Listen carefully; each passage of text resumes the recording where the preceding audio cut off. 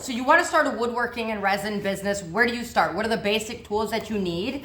I'm going to start right from the beginning of a project and I'm going to work you all the way through, okay? So you get a live edge piece of wood and you're going to have to take off the bark. This right here has got to come off. It doesn't matter how pretty it is. Do you see? If your wood is kiln dried, it should come off easy. You don't want a river adhering to this, so you've got to take the bark off. How are you going to do that? All right, so if you go this route with chisels and little tools like these dental tools and things like that, wire brushes, you're going to need a mallet as well if you go this route. This is how you're going to take the bark off of your wood. I like to use a draw knife. This is not necessary, but when you can, I would definitely get a draw knife. They're super, super easy to use and they work really, really good. So this is how you're gonna get the bark off your piece. All right, so the next most basic tool that you're gonna need is gonna be a drill. I don't use this one as much as I use this one because I don't want to like force anything into my table. But if I'm doing stuff around the shop, I do woodworking and shit. So when I got this, I got the combo. And I really like this one. But for the most part, I use this one. I use this for putting my molds together. I use this for putting my table legs on. I use this for mixing my resin. This is gonna be a basic tool that you're going to need to start your resin business. One that you don't need, but that I use every time for my molds is gonna be a brad nail gun. You don't need this, but this is literally how I put every single mold together. If I'm doing a bigger table, something like one of these, then I'll throw a screw or two inside of the mold, but for the most part, I'm just using a brad nail gun. All right, so you know if you're using a brad nail gun, you're gonna need an air compressor. So I've actually got this one to go with it, and I really like the setup. It works well for what I'm doing, and it was not that expensive. So first time I ever put my hands in resin was August 2018. By January, I generated $38,000 profit. Mind-blowing. I had zero woodworking experience. I had zero resin experience. The first time I ever used resin, it was a freaking mess. Like, it was so bad. You don't have to make those same mistakes. If you want to see content like this, smash that like button, subscribe.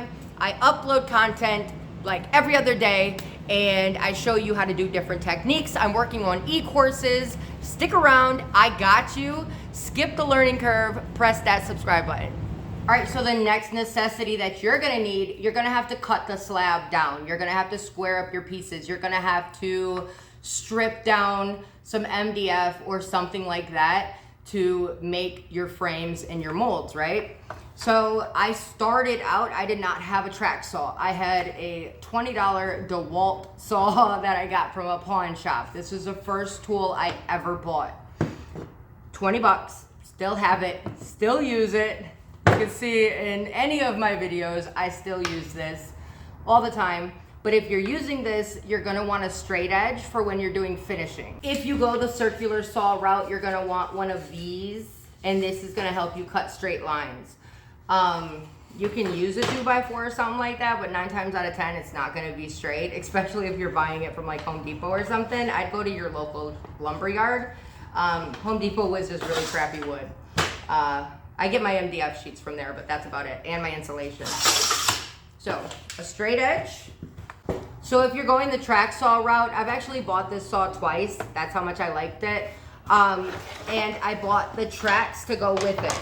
An upgrade that I did make to this set is that I bought the quick clamps off of Amazon because I just didn't like the twisty ones. They were really rough on my wrist and they took freaking forever to do. So these work just like regular clamps and they're universal for any track saw. So I'll link everything down in the description, but like that, and then the quick release, like yes please. If you look right here, this goes into the back with this, and this is how I do my dining tables and my conference tables, my dining tables, and things like that, okay? Next thing that you're gonna have to do is you're gonna have to flatten out your wood. Your wood is not gonna be flattened. If you go to a sawmill and you find a piece of wood that you like, they will offer to throw it through the planer and flatten it out, but really all they're doing is just taking that ugly piece, like the ugly layer off the top, and making it look pretty. If you don't know the science behind like a planer and things like that, basically if the wood is not flat to begin with, unless you build a track for it or some kind of jig, it's just gonna follow whatever curves, twists, cups that are already in it. So I have two planers. I'll show you them here in a second. I have a 20-inch, and then I have, I think it's a 15-inch DeWalt one. When I bought it, I did buy the mobile stand for it because I like to be able to move things around my shop. But the thing about those is that, like I said, it doesn't get wood flat unless you make a jig for it. And if I'm flattening a 19-inch wide, 15-foot long table, like, or slab, it's not gonna fit through a planer. So you're gonna have to flatten it out. I started with a palm router. I started with a Makita.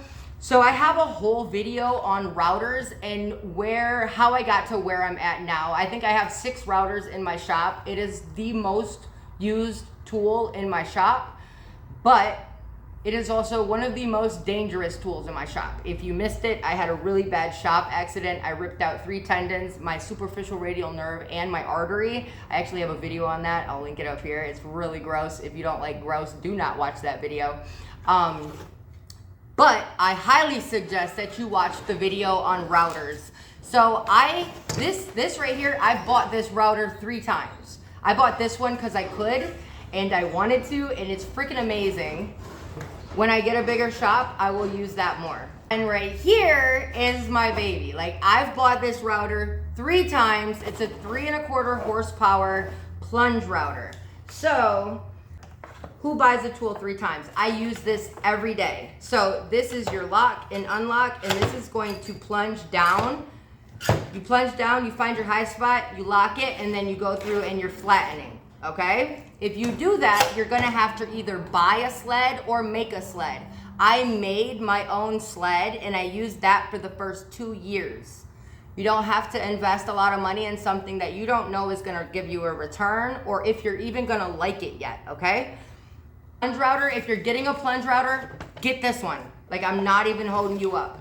I'm gonna link it down below. I buy mine off Amazon. I'll link where I buy mine. I bought it there every single time.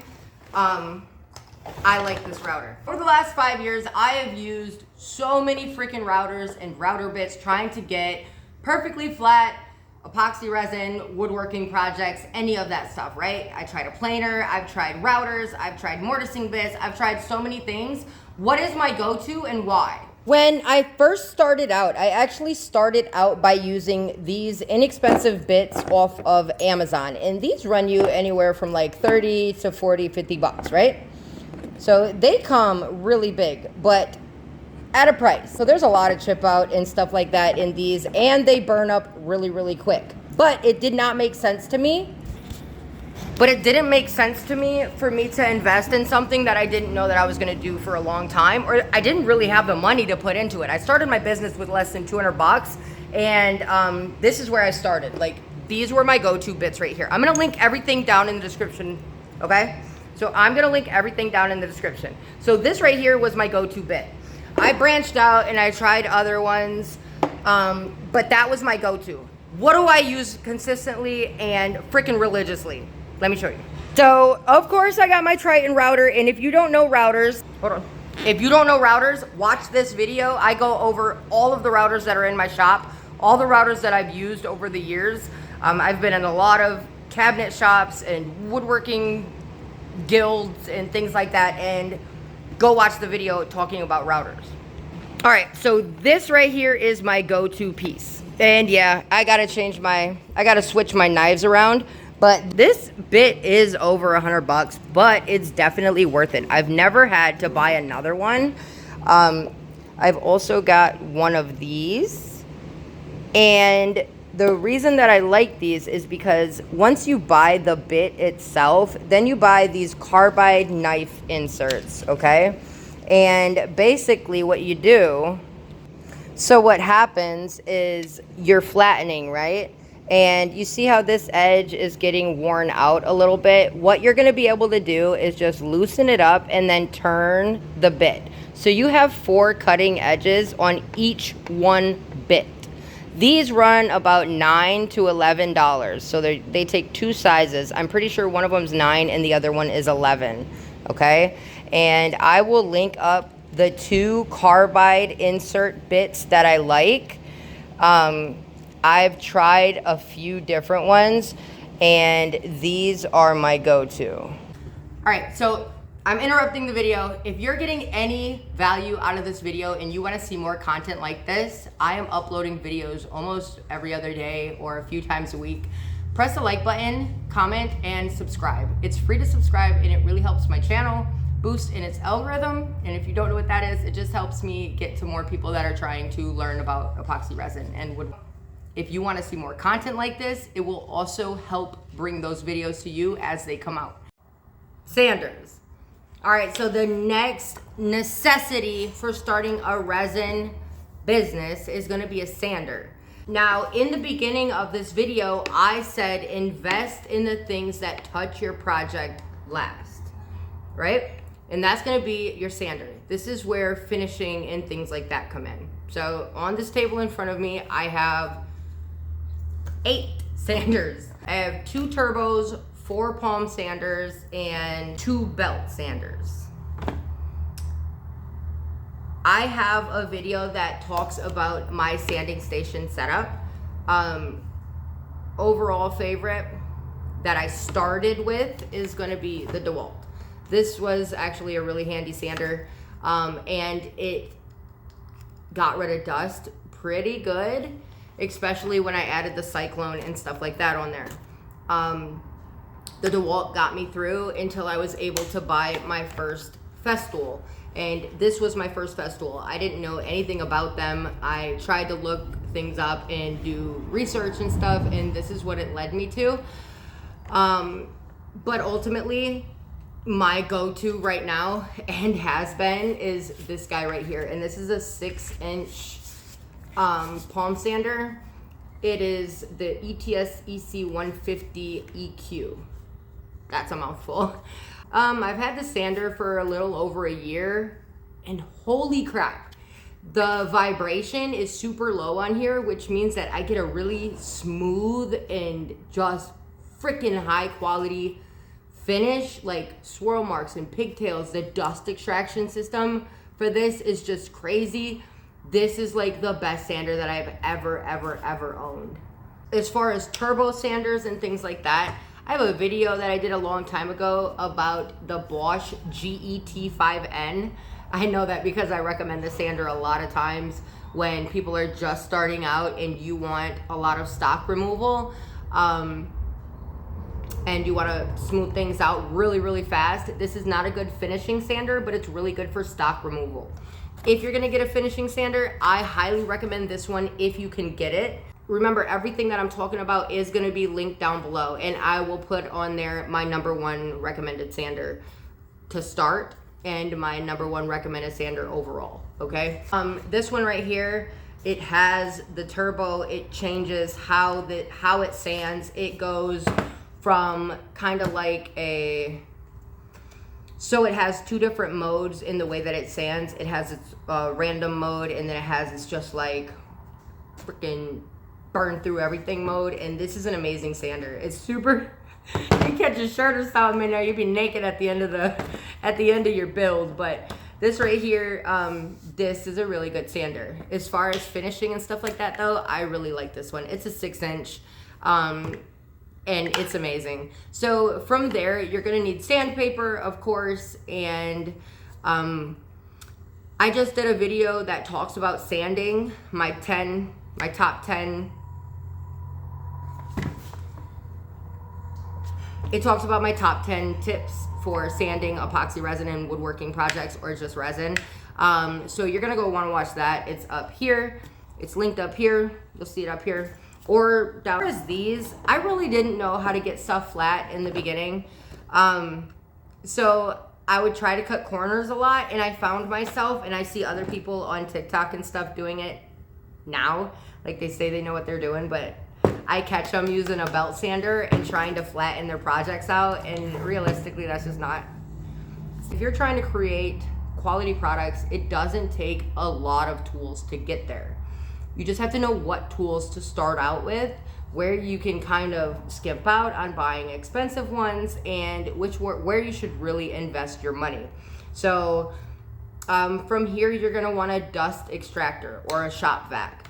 I started out with yesterday as well. I started out with this guy right here, and I am now using this one right here, and I love this one. This is a really good dust extractor. Like, so basically whatever I plug into here, if I put it on auto, when I turn my tool on, whether it be a track saw or a sander, this is going to turn on automatically, and it's going to extract whatever tool I'm using, okay? One more tool that is not a necessity but definitely helps me out is gonna be this dual bevel sliding miter saw. So this right here, it goes forward and backward. This cuts through 4.5-inch stock. Like, this thing is a beast. And when I say dual bevel, like, I can't do it right now because I'm one-handed, but it also tilts like this. I'll do a review on this one right here. I think I'm gonna upgrade this soon. I've had it for almost probably 4 years, and I really, really liked it. It served its purpose. I gotta put that wrapping paper away. We got it for the kids. So yeah, I really like this one. Okay, so you don't need that, but it helps when you're cutting things down. Like, you're not gonna wanna get your circular saw or your track saw out when you just wanna make a cut. So I started out with a chop saw. It was actually my kids' father's, and the cord was like taped together, and it was just, it's what he had, and it's what I used, and I used it for like the first probably 8-9 months. All right, so I really hope this video helped you out. I'm gonna work on another video. I have everything already recorded. I'm gonna put it together and get it edited down so that way you know where to invest your money next. I hear all the time, I don't have space for this, I don't have this, I don't have that. Okay, stop that. I started pouring resin, I had nothing. Nothing. I didn't have knowledge, I didn't have skills. A lot of people say I'm talented. I didn't know what the hell I was doing. This took work. Like, work. But if it's something that you want to do, my God, I love that ride. Like, it's a thrill. Like, the ride that I'm on, I'm not going anywhere. Like, if this is for you, this is for you. I have found my passion. I love creating. I love bringing people's visions to life. And if that's something you want to do too, stick around. Like, Christmas is coming up. This is the time to start. I'm not kidding you. You don't need a bunch of these fancy tools that I have in my shop. I have been investing in myself for over 5 years and my business, and I don't expect for you to start where I'm at right now. Like, that's not gonna happen. That's not how this works. You have to start. Just start. Start messy. Start unprepared. Just start.